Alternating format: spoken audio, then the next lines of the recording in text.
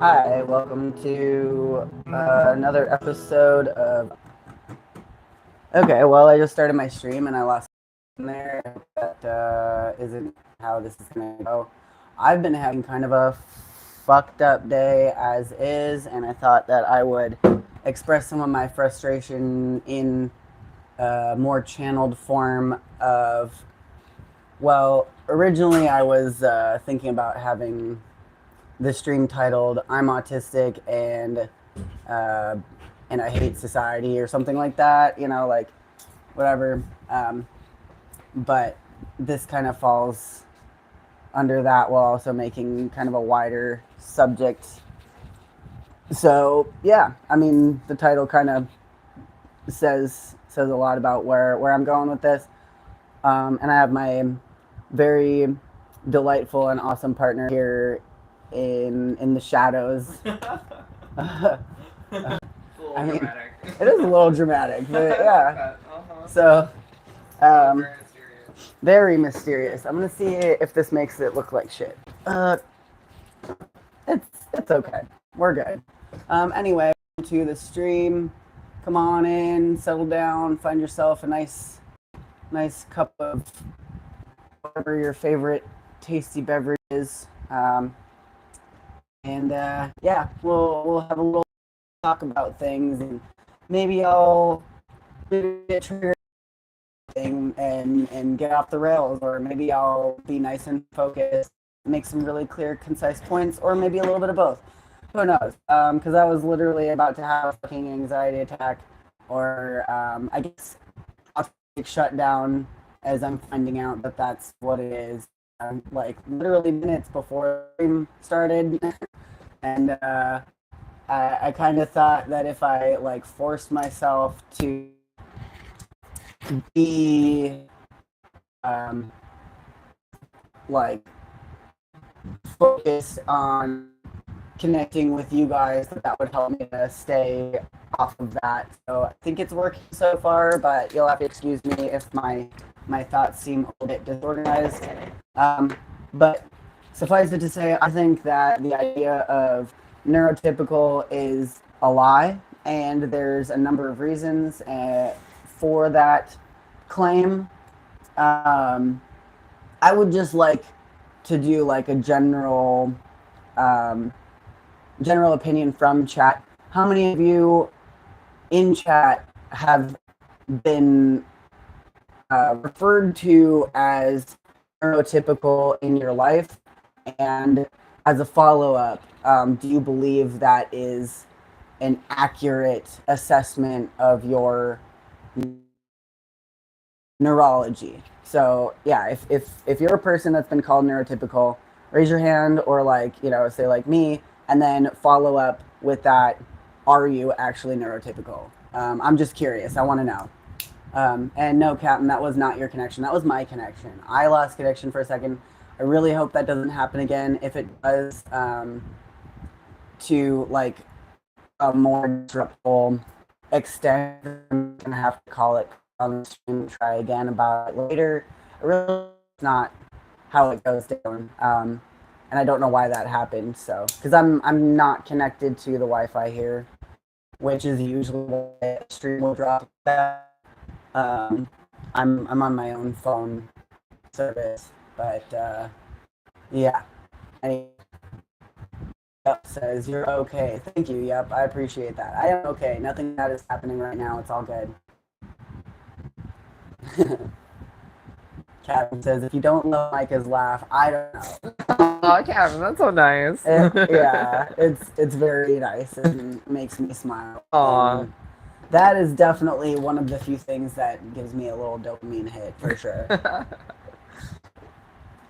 Yeah, anyway, so still spotty, really? That sucks. Shit. Yeah, chat saying my stream is coming out shitty. I don't really know what to do about that. Do you get better reception on the windowsill? Typically, okay. Okay, I don't know. Maybe it's because my phone is plugged in. Does that help at all? I don't know why that would help. I'm just troubleshooting here. Let me know, chat. Is it still spotty? And should I just come back again in a couple hours? Fuzzy? That sucks. Okay. Yeah, this is how I've been streaming the last few days, so I don't know why it would suddenly be shitty. Image is blurry. Damn it. Okay. I'm gonna go out on the windowsill, and I'm gonna see if that helps, okay. I'm gonna take, this is all the dabs I have left. It's so sad, but I'm gonna take these out with me, and we're gonna try outside. You want help carry anything? This is really all I need. Okay. Also, I thought that my phone was charging over the last like hour, and it turns out that it was not. Oh, you got my cup anyway. You're Bringing so your sweet. bev. You're so sweet, babe. I'm gonna go grab my bev. Okay. Let's see if this works. And actually, there's a nice chair in here. There's a couple nice chairs in here. Maybe we can just set up right in here. Let me know if it's getting better. Patty says it's better Same. already. That's Come here. awesome. Lay down. Okay, we're getting somewhere. Image is clear now. Great. Great. Very good. Okay. It's maybe not the type of lighting that I super wanted. I set up my little area for this, all for naught, but that's okay. But yeah, it's okay because there's a nice new chair in here and it's very comfy looking, so I'm gonna sit in it, and we're just gonna see how this goes, okay? And apologies ahead of time if it doesn't go well. We're just gonna try. Okay. That looks kind of nice. I like that. Can you close the door? Yeah. Thank you. Okay. This is almost like a public access Go lay down. interview sit down. Like I got a nice like easy chair. Okay, that's fun. Now the sound doubles.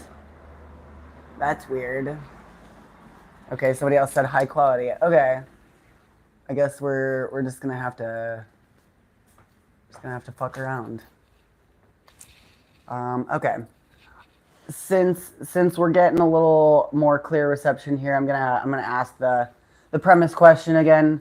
How many of you in chat, or if you're watching this after the live, leave a comment in the comment section. How many of you have been told or referred to as neurotypical? And do you think that that's accurate of yourself? Do you think of yourself as neurotypical? Do you feel like society is designed to favor you and the way that you process things? Like, you know, that type of thing. Does it make sense to you that people would refer to you in that way? Are you a neurotypical? And what does that mean to you? And if you don't think that you're neurotypical, even though you've been told that you are, why is that? Let's talk about it. Because before I start getting into like tearing apart the notion of neurotypicality, I want to make sure that there's not people in here that are like emotionally attached to that label that I might alienate, because maybe I'm completely wrong on this. One reason why I bring it up is because in looking into ways that Micah and I can better communicate, they have looked up like different articles, and the articles are like invariably named something like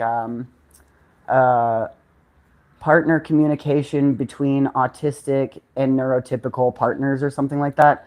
And Micah is not neurotypical either. Like just because you're not autistic doesn't mean that you're neurotypical, right? Like maybe you could speak on that a little bit. Sure. Yeah. And it's like, well, so I'm allistic, which means non-autistic, but I have ADHD, and so I'm while I'm not neurotypical, it's like there are some things that between ADHD and autism have some like overlap in terms of how they present for certain people. Mm-hmm. And then also the fact that corn has both ADHD and autism like also creates some other overlaps for us.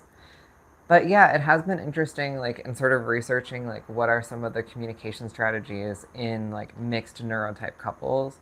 A lot of the like the things that get written and posted about that are like a neurotypical partner and an autistic partner, like let alone a partner who is like ADHD and a partner who is themselves not neurotypical, but like, you know, so it's just I think there's kind of like a moment now where people are like sort of starting to write more about that and share more of their experiences along those lines. But it's like how we were even talking about the other day, how like for me, once I realized that I was ADHD and was able to get a diagnosis, which was like which I'm very grateful for, that I had like the accessibility to the medical system to be able to do that. Like once I realized that I had ADHD, like I was able, like there was a lot of information on the internet already for me to like go look up, like, oh, what are strategies for ADHD brains, and like things being written by people with ADHD, and like videos being put out by people with ADHD, like talking about these things. But like, you know, for you, like you were talking about how those resources weren't readily available on the internet, like during a period of time where you were figuring out how your brain worked. Because I'm about 7 or so years older than you are too. Mm-hmm. So like when I was a kid in elementary school, that was like the heyday when everybody was being prescribed like Adderall and then later Vyvanse and like Ritalin was the thing back then before Adderall became more prominent, and there certainly was not internet resources for that, because like YouTube was brand new in the early 2000s, and like it wasn't it wasn't a resource for information, that's for sure. It was like, or you would go see snuff films and people smoking salvia. So like by the time that you were in like that era of your development, there were more resources, and because of like that early like what my age folks went through, there was more like exploration. So like you kind of grew up more in like the burgeoning of that learning process about ADHD.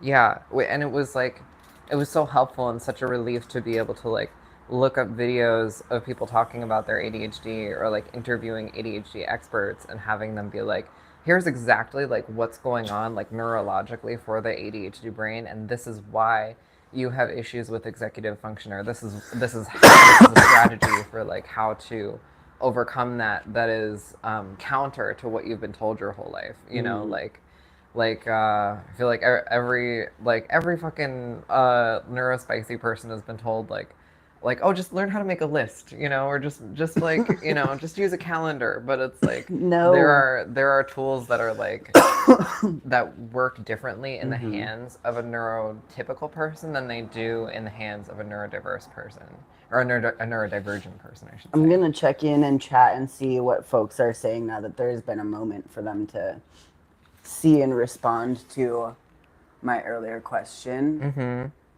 Let's see. Okay, let's see here.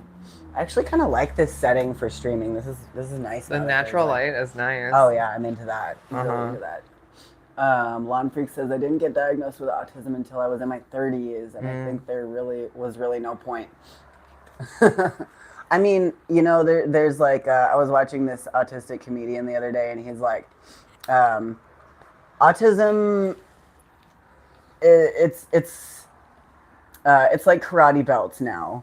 Like I'm more like a white belt with like blue stripes, right? Or like whatever, a white belt. whereas some people have perfected the craft. Like, it's not like it's a spectrum, and there's people who are like some of the most functioning people in society. Like my dad is very clearly autistic. Sorry to put you on blast, Dad. Everybody knows it though. But he's also like one of the most like reliable workers. He's been working his same job for like decades now, and he does a wonderful job at it. He's really great. He like really thrives in that, like doing his paperwork. It gives him good structure, and he like genuinely loves, writing follow-ups for people. Like when I was a kid growing up, he would pay me a few bucks to help him to like stamp and sign little cards with coupons that he would send out to people when it was their birthday and stuff. And that's really cute. But like that's kind of an example of how you can absolutely be autistic, but read on paper, like by all accounts, as like the absolute pinnacle of neurotypical, you know. So yeah, to you that might be useless, or not really anything that impacts your life at all, or so it seems. But it can impact the way that you communicate yourself to people. Patty N says, neurotypical sounds like psychobabble to me. Everyone is individual and different. Okay, yeah, and that kind of brings, like, I didn't want to just, like, straight off launch into what I think about the idea of neurotypical, but that kind of, that's hitting the nail on the head in a way. Stoic says, I adapted to the way they do it now. Yes, I see things are set up to be easy for people to use. Think about it. Things are designed to be easy, not hard. Of course, the world is set up for us. Oh boy, you sound unhinged as fuck, actually. If you're neurotypical, then I'm terrified. We are living off the greatness of our ancestors and people that worked but had no children. We are benefiting from their collective efforts. I don't know what the fuck you're talking about, man, but you are not neurotypical. I will tell you that. I was diagnosed with severe and enduring GAD at 24. I don't know what GAD is. Generalized anxiety disorder. Oh, generalized anxiety disorder. Harm checking OCD at 26. I'm 43 now, and the OCD is unbearable, to be honest. Yeah, I also struggle with diagnosed OCD along with the ADHD. But like, I actually, now that I'm coming to terms with being autistic, I don't think that I am OCD at all. I think that a lot of my behaviors that were diagnosed as OCD were actually autistic behaviors. Because it kind of, I don't know, it just seemed like really inconsistent sometimes.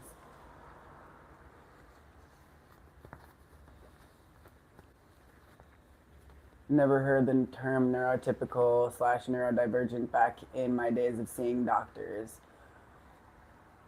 I was diagnosed with OCD in teens.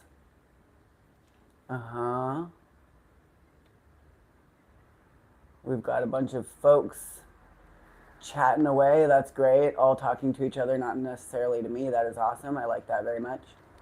Spectrum is a fascinating subject. I have a 3-year-old grandson who we think is on the spectrum.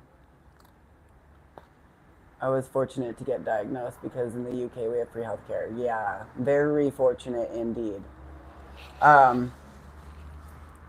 Yeah, my nose is a little runny. Ugh. I'm gonna go blow my nose, actually. I'm getting some allergy. I'll be right back, folks. You do whatever the fuck you want, babe. Nice. As I usually do.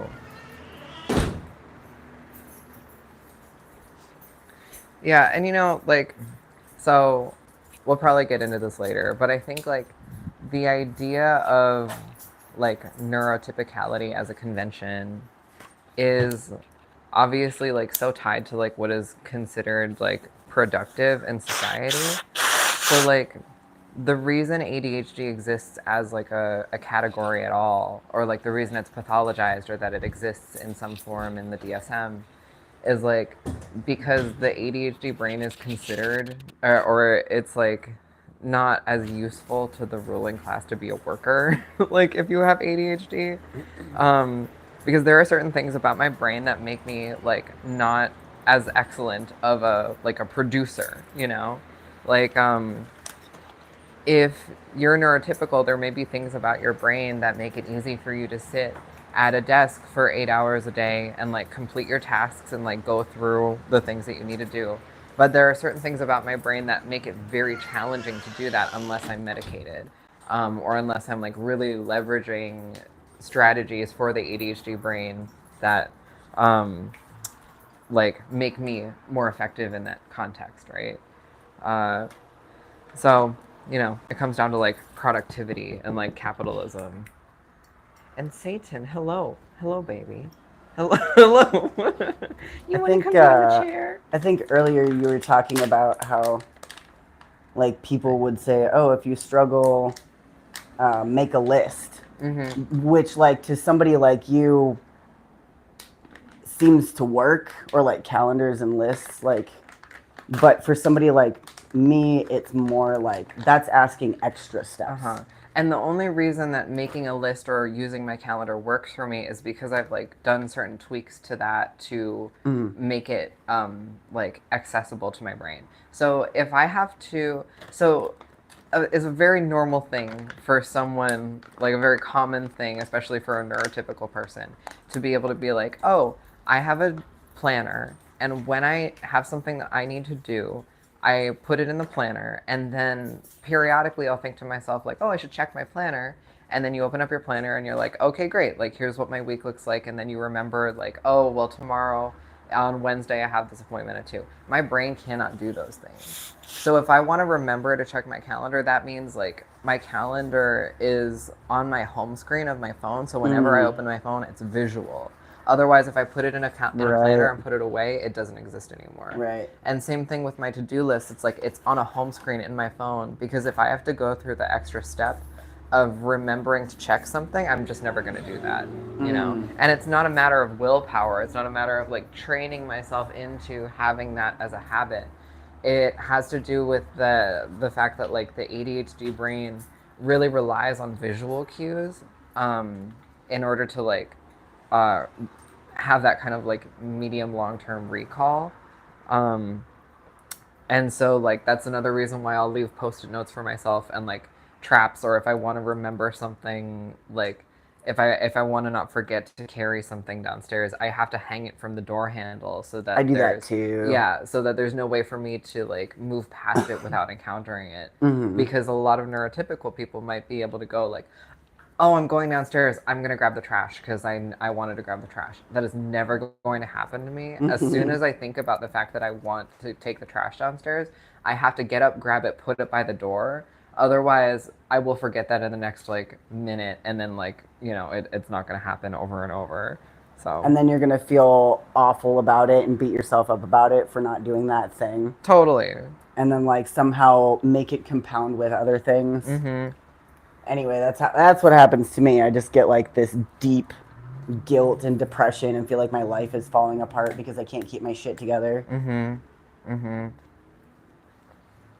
But like I've learned to kind of not settle with, but like one way that I circumnavigate that is like when I do think about it, when I do encounter something that I'm supposed to do something with, instead of like doing the whole thing, because sometimes I really just don't have the space to go and do that task at that moment, I'll at least like pick it up and move it even just like a few feet closer to where it needs to be to complete the task. So that way I am taking like little proactive steps in like getting that task done without having to drop everything and do it.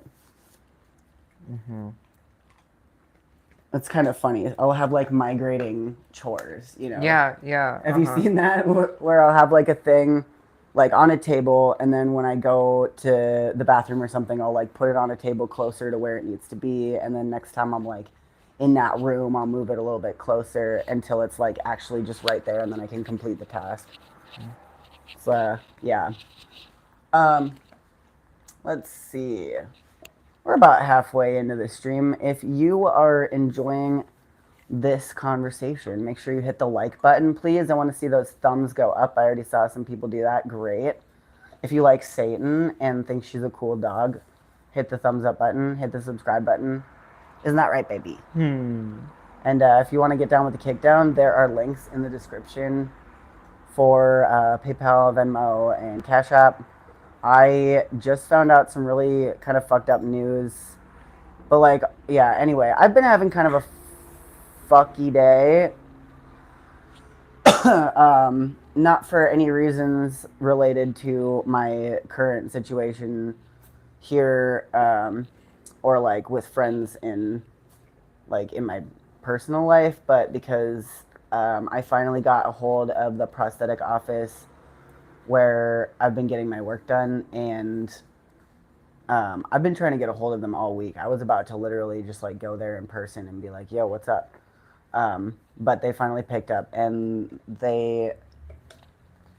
I said I wanted to get in as soon as possible because the test socket would be back by now, and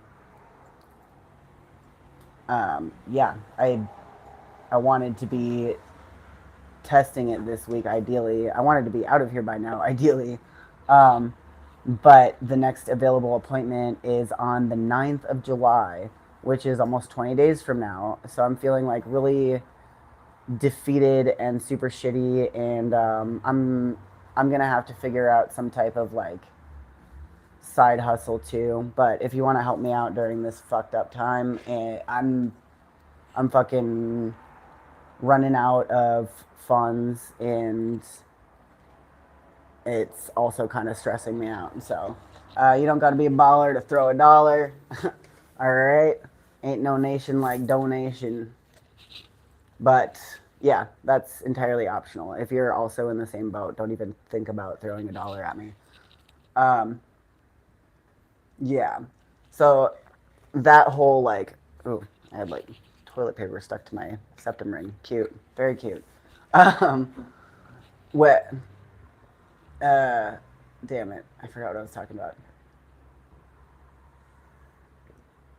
Yeah, that whole kind of situation. There's a few situations that I'm trying to like adult right now, which mostly involve being on the phone and talking to people who have absolutely like no frame of reference for what my life is like, and they're like career bureaucrats that spend most of their time sitting at a desk talking on the phone. Like, you know, that's their territory, and I'm a foreigner to it. And that causes me a lot of anxiety. And I feel like most people, it does. Um, and a lot of things that are normalized in society and like expected of a contributing member of society are like actually not natural or like comfortable or cohesive to most folks. Like, there's definitely people who are really, really good at like filling out forms and making phone calls and like putting pieces together in that particular way. But I don't think that's I don't think that's typical either. Like, you know, that people would call that neurotypical, but I don't buy it because like I don't really know very many people like that. And the people that I do know that are like that are like diagnosed with a number of different like um, mental. There's not even like an accurate way to call it this, because I don't think that that a lot of the terminology that we apply to people and their conditions, or umbrella terms for like how their brain operate, I think it's all antiquated and it's all offensive, and it's all like really demeaning and dismissive of like of people's neurology. And we're also in like the infancy of understanding neurology. Like, only recently has the human species been able to crudely map the human brain, and we're learning new shit about it every single day. So like talking about these issues using the language of the past era feels like really handicapping, for lack of a better word, in this discussion. And there are tons of people that are specialists in this field that are inventing new language for it as we speak. And I I hope to I hope to hear what they come up with sooner than later, for sure, and continue to stay on top of that cutting edge of this explorative neurologic um, era that we're in.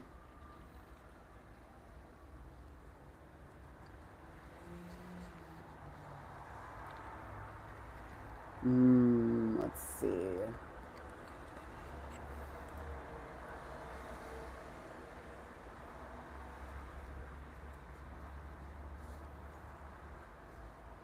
Jasper says, "Hi guys, I'm suffering right now. It fucking sucks. I'm bipolar with anxiety and ADHD. Not a day goes by that I don't spiral to some degree. Not sure what neurotypical is. I probably am that too. I don't know. Yeah, it doesn't exist. These words mean nothing anymore because we have better context for them." What's that look for? I'm wondering if you want to say more about like what you mean by it doesn't exist. Like Okay. on what level? Like like it being neurotypical, or it being the words that we have been applying to different neurological conditions. If I'm understanding you, I think more so the latter. Well, it's like so like Okay, Satan, go on your spot. Go on your spot, Baba. Bye, dog. It makes me wonder about the people who say like that cisgender doesn't exist, right? But like I wouldn't agree with that. it's a right, you know. But to me, like neurotypicality, like cisgender, is like a descriptor that uses it's like a descriptor for a social category of like a type of person that is privileged by society, you know. Right. So But I just don't see that. I don't see a type. Like I could not identify like a person that would fall under the neurotypical category that I would agree is like neurotypical. Or like, I guess, like, can you be neurotypical and have severe ADHD also? No, those are things are definitionally right. So then I don't really see it. Like the type of people that would fit under the neurotypical label are by definition not or neurotypical. I'm not understanding. Like my mom, she excels in society, like my dad. Like both of them are like various diagnoses for different things, but like if one were to talk about this idea of a neurotypical person that is favored by society, both of them absolutely fit the bill. But they're not. But not your dad is, and your dad is. My dad not, is clearly certainly autistic. Not neurotypical. And my mom struggles with depression and ADHD, among other things. Yeah, and like being neurotypical doesn't mean that you like have it easy. You know, it just means that it's like a descriptor for the type of neurology that you have and like how your reward systems work, how your like executive functioning systems work. So like for example, you were talking about how your dad like is a very effective like worker and employee, you know. He's not an employee. He's a chiropractor. Yeah, right. He owns his own business. Yeah, so business owner, right? So he can like function in society in that sense in a way that like not in society. In his workplace, yes. Sure. Yeah, he's the man at his chiropractic office. And his workplace exists in society, you know, like right. Like he's able to make a living for himself that way. So just because like someone is like able to make a living for themselves in some way that works for them doesn't mean they're like neurotypical. Right. Just in the same way that like being neurotypical doesn't mean that you necessarily like have it easy finding a way to make a living for yourself. It's just about the way like society is structured, you know, like society is structured and designed to like privilege those who are able to like grind away at phone calls and forums and like do things that people consider to be adulting, you know, because those systems are designed with like neurotypical people in mind. I guess like I would have a semantics issue with that. Because what you're saying is that society is designed to favor specific people, but like I don't see society as like designed so much as it is like a product of human organization and structure with added like kind of synthesized expectations and elements that are a symptom of like consumer capitalism and like the wants of the ruling class, which is easy to overlook if that's not what, because like most people don't see society in that way. And yeah, so when I talk about society being designed, I'm talking about it being designed like by the ruling class specifically, you know. But I don't think all aspects of modern society are that. Like I don't think, because they can. So maybe they would overcompensate by trying to normalize specific aspects of society that are theirs, like the whole 9 to 5, early to bed, early to rise, like handing in your homework on time, and being pliable in a public school setting, that type of thing. Right. Yeah. I think it's like I don't know, is it Engels who said like the dominant ideas of any like culture or society are always like ruling class ideas, you know? So it's like when you think about like the early to bed, early to rise thing, like that's like a cultural there's like a cultural positive connotation for people who go to bed early and wake up early in the morning. And part of the reason that that gets perpetuated, like under like the idea of like Marxist materialism, like the idea that ideas represent themselves in like in society and in how we like live or how society is structured. So like the reason that idea of early to bed, early to rise gets perpetuated is because it serves the ruling class. Because it like makes people into better workers, you know. Yeah. So there are some people. Oh, sorry. Go ahead. Oh, because it fits in with like optimal structuring of workers' time as well. Right. So it's like, you know, in the way that like in the way school is designed and like homework is designed and like how participating in something like the public schooling system is like really difficult for neurotypical kids, like that's not because like there's specifically like a member of the ruling class who's like calling every public school district and being like, you should do classes this way. It's because like society itself naturally gets structured around the desires of the ruling class. So, you know, like that like filters down into how like people experience society in terms of like work, school, or what have you, you know. Yeah, which actually like is basically what I was trying to get at with the neurotypical is a lie, because when I was thinking about it earlier, I was like, yeah, the entire idea of being neurotypical is fucking invented by the ruling class to gaslight people on either side of that, like whether you're neurodivergent or neurotypical, into behaving in a particular way and like dismissing the true complexity of your neurology. Mm-hmm. And that's kind of what I was getting at. Sure, yeah.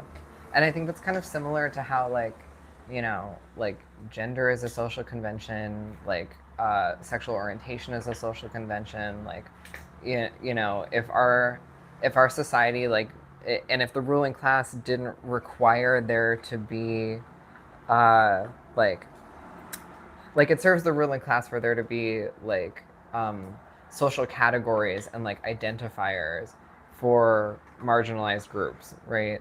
So it's like it's not that like a social category. I mean, in my opinion, it's not that a social category like neurotypical, like that isn't real. It exists because people experience it in society. Mm-hmm. But it's also like it's kind of therefore a product of the context of society. Because if we were living in like fully automated luxury gay space communism right now, like maybe there wouldn't be a utility to being like this person is neurotypical, this person is neurodivergent, Right. because society would be like, structured in a way that right. Yeah. You'd be like, that's Carl. That's Carl. Yeah, that's Carl, and we have all of the data here. Like, right. Like we don't need to say like Carl is like type 2 autistic and like, whatever. Right. And in our like solar punk future society, like classless society, like socialist society, like it would be like that's Carl, and our system for work share is designed in such a way that works for Carl's brain, and it also works for Sandy's brain. Like it works for everybody, and it makes me think about like how universal design is good for everyone. Like if like I'm not a wheelchair user, but if there's a building that has like a wheelchair ramp or wheelchair access in it, that is easier for me to use than stairs. Right. So it's like if we design society according to the needs of everyone, like so that they are universally accessible, like physically and neurologically, then like everyone benefits. I also do think that there is a value to designing things for specialized uses, though. Mm-hmm, mm-hmm. Like should there be places that are accessible to anybody with any type of mobility device? I think like most places should be that, but like if we made places that are not accessible to handicapped people illegal, that would be like really detrimental to our species, because like there's a lot of places where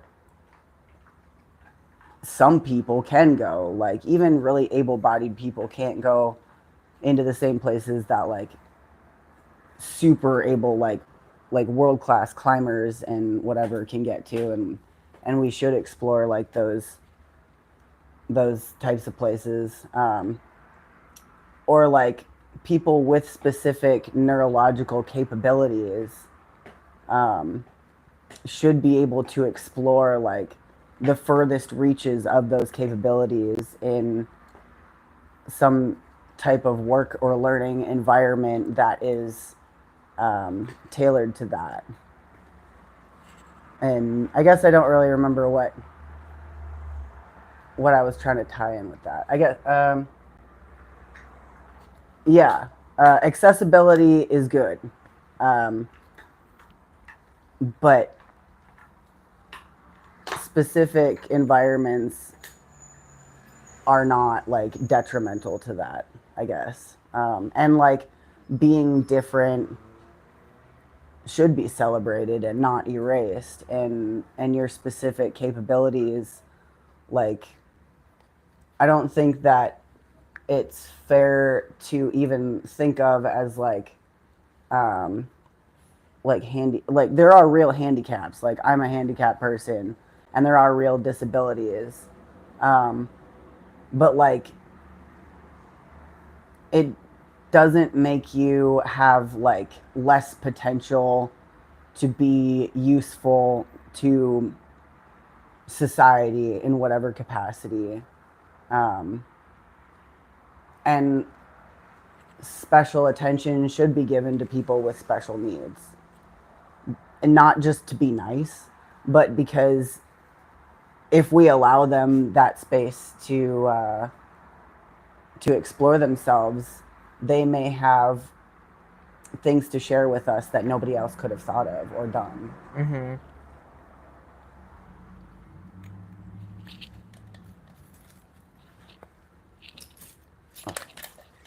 Where's my sheet? But also, I hate society in general. Like, oh, thanks, baby. Mm-hmm. I'm like super anti-civ, and you know, I fucking hate capitalism, and I hate what just a select handful of companies are doing to this planet.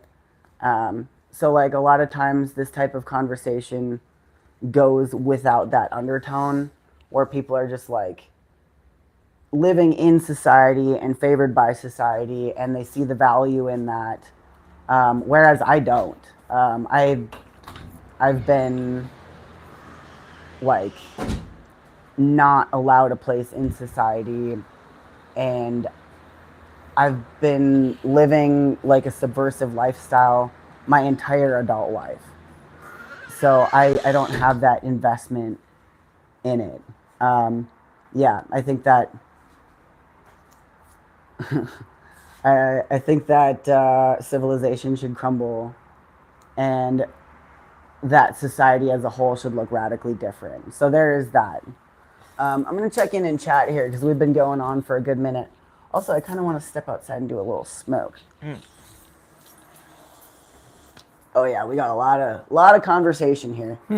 After I come back in from my smoke, I want to take a piss, and then I think you should take over for a few minutes. Sure. Okay. Sure. Yeah, Micah's super smart, aren't they?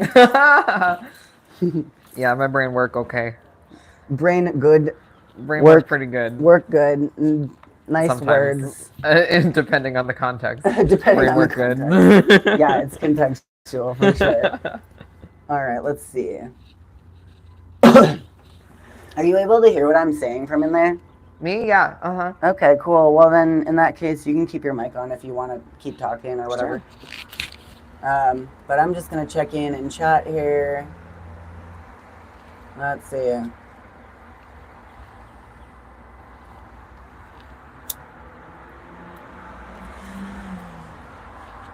Okay, I'm like going way far back before we started talking about that last kind of bit about the concept of neurotypicality. So this is like way back. John Whitmer says, my daughter and I have talked in depth about autism.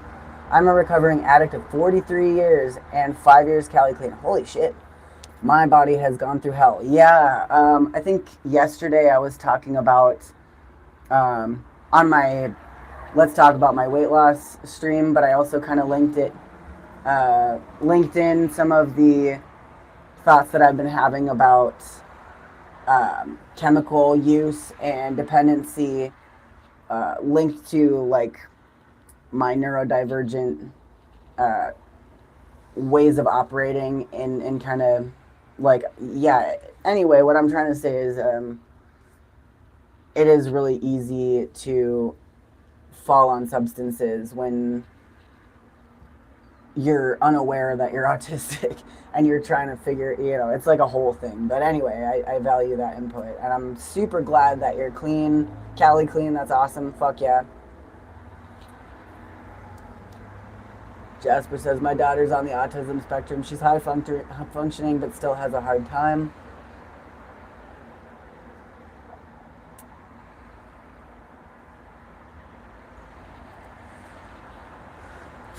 My daughter is a texter and can't do phone calls. It's just not with me. Not just with me. Yeah, phone calls are super weird because it's like, even though you have trouble with like social cues in person, like having no social cues to go off of is like even worse. So it's like, yeah, there's extra less context to try and read into to understand how the situation is even going. It's actually kind of terrifying. So then with texting, you just do away with it all. Like, you're just reading the words. So that makes it a lot easier because that's how I communicate primarily, just like with the words that I'm saying. I don't really like. You probably notice I don't do a whole lot of facial expressions unless I look like kind of mad, but that's like my thinking face. I have resting asshole face. And Mike is laughing at me.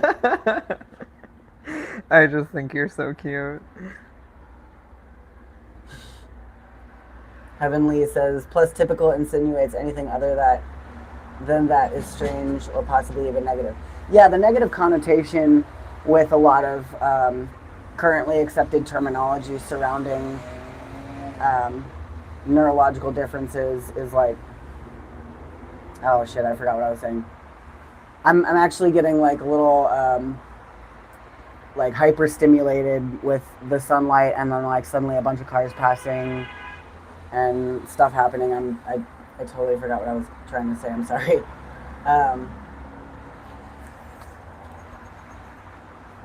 Sharon says, oh, and Sharon, thank you so much for the kickdown earlier today or last night. I don't know. But thank you very much. I really appreciate that. Just thought I'd say that while you're here. And Sharon says, this is kind of off topic, but this full moon has been one of the worst all year, so take care. It's the solstice. It's the summer solstice today, and it's a full moon. So that's pretty intense. I mean, if you're into like witchcraft or like any type of spiritual practice, there's a lot to be read into that, which that's not typically what I talk about on my channel, but I do pay attention to like cycles and what I can only perceive as like energies that we don't have language for yet. And I've talked about this before, but like in the past, things that are now like scientifically there's like a lot going on on the street. Scientifically accepted and talked about now were like just energies that we couldn't define because we didn't have the means to. So I think that's kind of where we are with like a lot of this as well. Jasper says, this can't be all my life amounts to. There's got to be fucking more than this, right? Yeah, there's always more than that. Like, if you're really struggling that bad, just like walk in a direction until you get tired and see what happens. I don't know. Like, literally anything is better than feeling how you're feeling right now. Like, I don't know, go dumpster diving, see what you can find. Get in trouble with law enforcement. Go steal from Walmart and I don't know, run naked down the street. It'll spice things up, I promise. There's always options.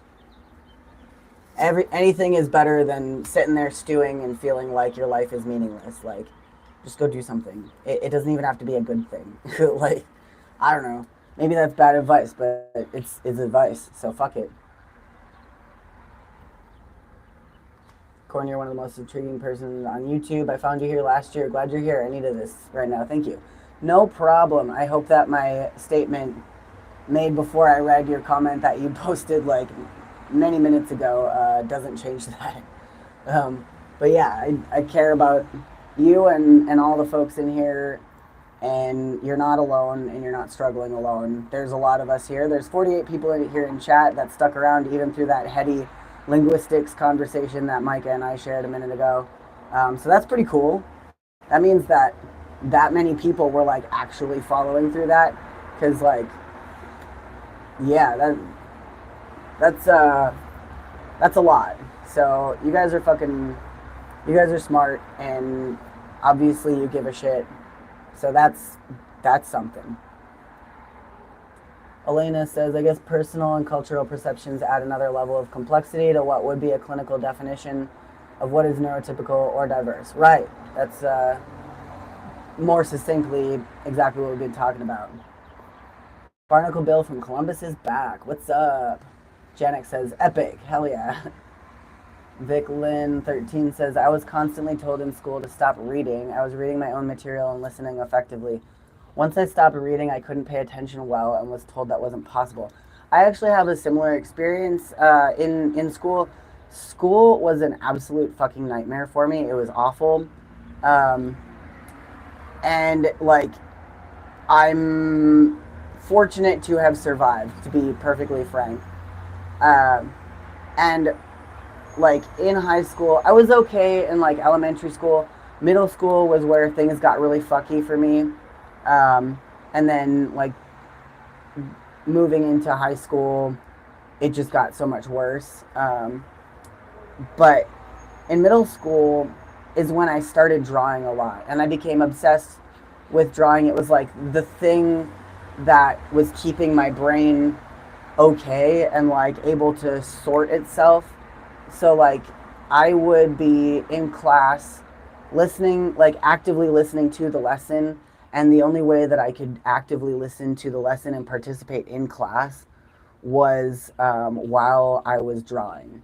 And multiple teachers would see me drawing and they would say like, hey, you need to pay attention, you're not paying attention in class. And then I would repeat back to them exactly what they had just said and summarize what the lesson was up until that point. And then they would just be like, no, you're not allowed to draw in class. And I would try to explain to them that I can't pay attention if I have to sit. Like I didn't have the words for it, but I was masking.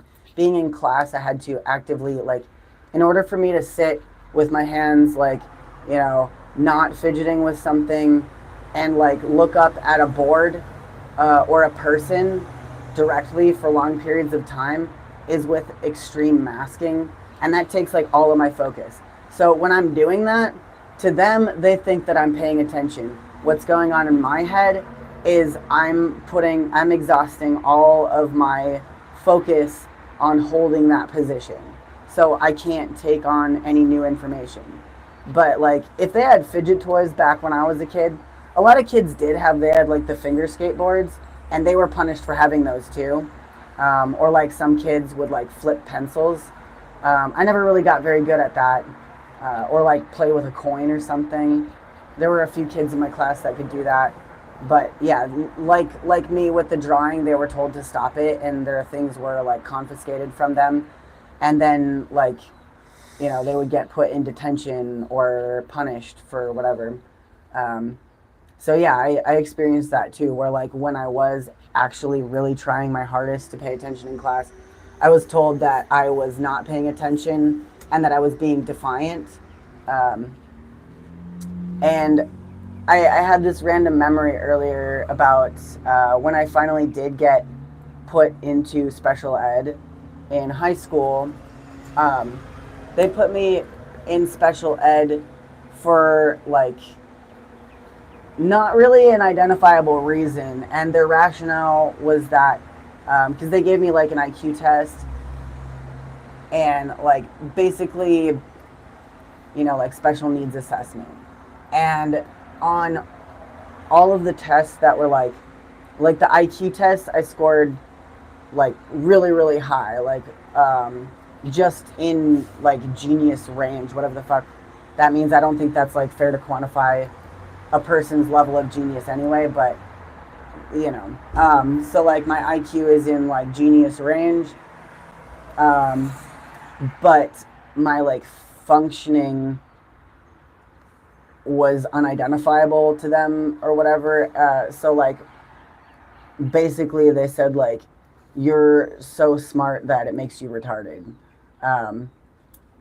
And that doesn't really make sense to me. But then, so they had Come here, lay down.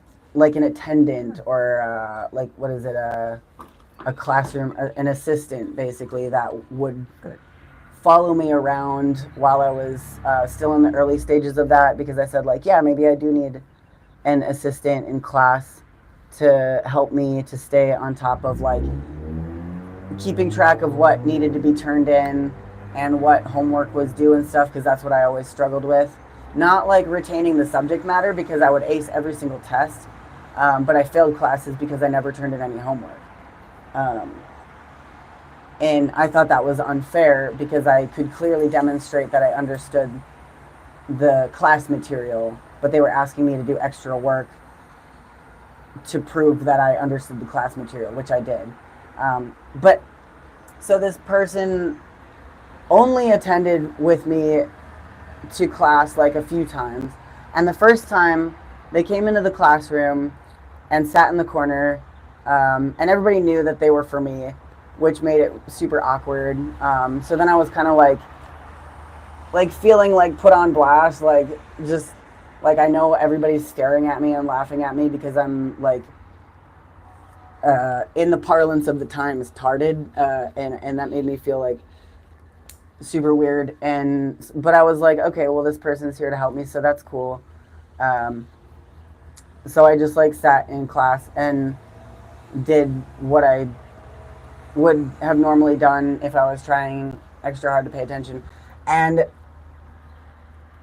this person like never actually did help me. What ended up happening was my mom got a letter from the school, which was this person was taking notes of me and my behavior in the class, um,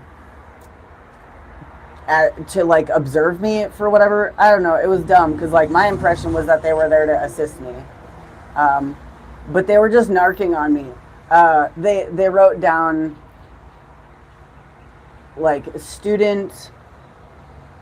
They had like a blow by blow of literally everything that I did during that class period written down like at the specific times where it was like like 8:45 student in class is visibly fidgeting, opening desk, moving chair, not looking at board. 8:50 student is playing with things in backpack. At 9:10 student gets up to sharpen pencil. Like weird. So then I ended up getting like just monitored and then punished for it. And my mom was like, "What is this?" And I'm like, "Well, I guess that's that's what my assistant did." And she was kind of appalled too. She was like, "What the fuck?" Like my mom doesn't say "what the fuck," but she was like, no. And that's when we started looking into like alternative schooling options. But yeah, that was weird. Anyway.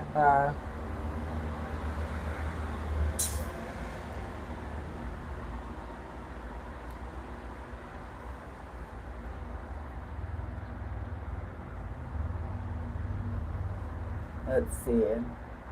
Jaybird says, I'm autistic, 32, and still trying to figure out how to navigate life as an adult with it. Never got to figure out much about it growing up, so I'm doing it now. I appreciate your transparency, friend. Fuck yeah, that's exactly why we're here doing what we're doing.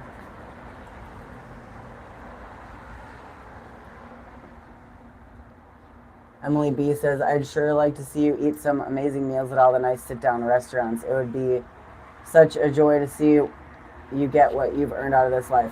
Thanks for that, Emily B. I would like that also. Unfortunately, as I said earlier, I'm like out of funds, and like I really don't have the means to go to nice restaurants right now. So it's a little bittersweet that you say that. Like the idea is very nice, but that's just not feasible unless folks want to get down with the kick down. My good buddy Anil kicked down some money to me a few days ago so that I could go get some pho, and I really appreciated that. That was so sweet of him. So thanks, Anil. I love you, dude. But yeah, if you would like to see me enjoying the nice things out of life, then $1, $5, whatever you can spare, that actually really does help. And anybody that has kicked down during the stream, I'm not getting any notifications, and they should be turned on. But if I don't see it, then I will shoot you a thank you after the stream.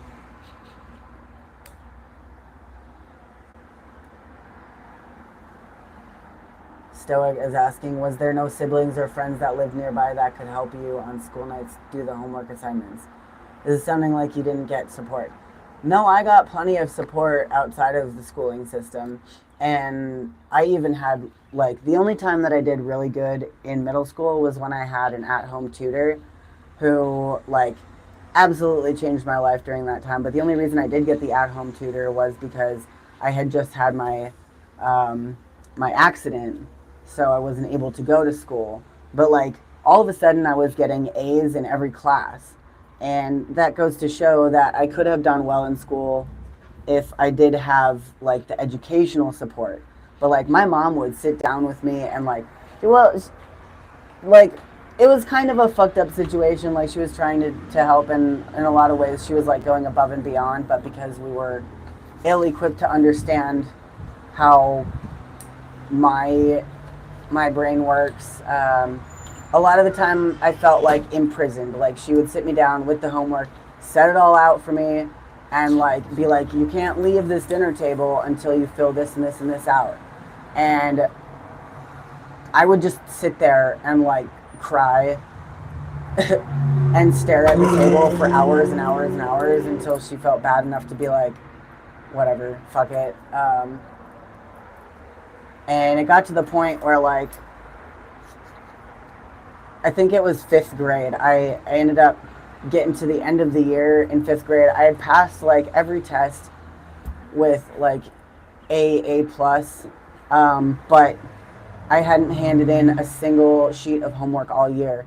And near the end of the year, the stack of homework that I had to fill out was this big, and that was after the teacher had graciously said, okay, you don't need to hand in every single thing that you haven't handed in all year. This is a fraction of it with the most important things. So if you can just knock this out in the next month, then you can pass fifth grade. I think is what the deal was. And I, like, spent a lot of time on it and was only able to get, like, maybe this much of it done. And she ended up just, like, writing me a pass anyway, which was super cool of her. But the situation was pretty fucking stupid overall. And that's nobody in my particular, like, personal support system's fault. And the only reason I did have a support system was because of individuals that cared about me, that were helping me, not because of anything that the school system was doing correctly.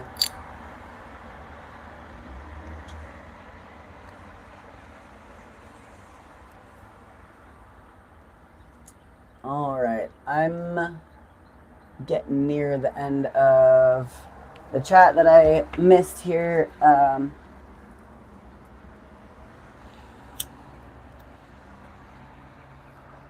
We're going a little about over an hour, which is totally fine because this is a good topic, and I'm actually feeling a lot better than I was earlier when I was stressing about my current situation. But I am going to put this out. I'm going to go to the bathroom, like I was saying, and I'm going to pass this over to Micah and see if they have any input or want to engage with any more comments.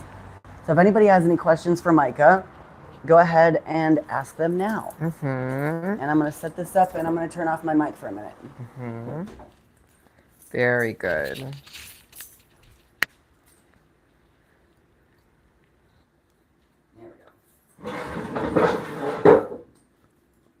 Look at this sweetie dog. She's such a sweetie dog. She's so nice. Yeah. She's just perfect. You're so cute, Sadie. She loves that chair. Yeah, this chair is perfect for her. She's like, this is my chair now. All right, the floor is yours, baby. All right, very cool. So, I don't know. Yeah, so I guess, like, to come back to the original prompt, I guess maybe this is, this is something I was thinking about before, but, like, I think it's sort of helpful to define what neurotypicality is, because I feel like we just kind of jumped in and, like, didn't really pause to be like, this is what that actually means. Sweetie, come here. Satan, come here. Come on, baby. Come lay down. There you go. Come on. Come on up. Good girl. So like someone being neurotypical doesn't mean, so it's not a diagnostic term, and it's not really even like an official term. It just means that like someone's behavior and their development fall within what is expected, like in a particular society or in a context, right? So like for me, like some of the early signs that I wasn't neurotypical was like I was really behind in my reading, like neurologically, like I was a little bit behind in my speech in like during some of those early developmental years. Um, it also like neurotypicality also speaks to like what are people's behaviors, like their expected behaviors. So like can someone um, make eye contact consistently? Can someone like behave in a way that like indicates that they're like listening in like a sort of like a normal like socially conditioned way? Um, and so like one of the ways that that shows up for me, and